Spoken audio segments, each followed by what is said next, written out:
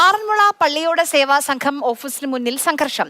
നെല്ലിക്കൽ കരയുടെ വള്ളസദ്യ നടക്കാത്തതിനെ തുടർന്നാണ് പ്രതിഷേധം. കരക്കാരും ഭാരവാഹികളും തമ്മിൽ ഉന്തും തള്ളുമുണ്ടായി.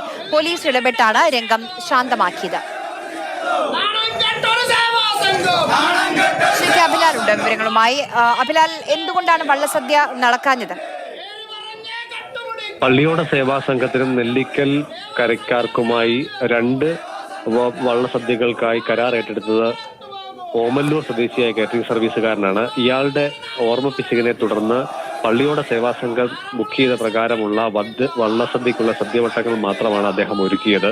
അതേസമയം തന്നെ വഴിപാട് വള്ളസദ്യക്കായി നെല്ലിക്കൽ കരക്കാർ എത്തുകയും വഴിപാടുകാർ അമ്പലത്തിൽ എത്തുകയും ചെയ്തിരുന്നു. ആ സമയമാണ് അവർക്കുള്ള ഭക്ഷണം വള്ളസദ്യ ക്രമീകരിക്കപ്പെട്ടില്ല എന്ന് മനസ്സിലാക്കിയത്. ഇതാണ് പ്രതിഷേധത്തിന് ഇടവരുത്തിയത്.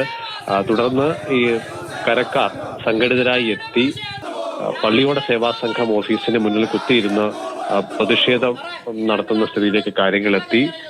പള്ളിയോട് സേവാ സംഘം ഭാരവാഹികളും കരക്കാരും തമ്മിൽ തർക്കിക്കുന്ന തരത്തിലേക്കും കാര്യങ്ങളെത്തി. ഒടുവിൽ പോലീസ് ഇടപെട്ട് രംഗം ശാന്തമാക്കുകയായിരുന്നു.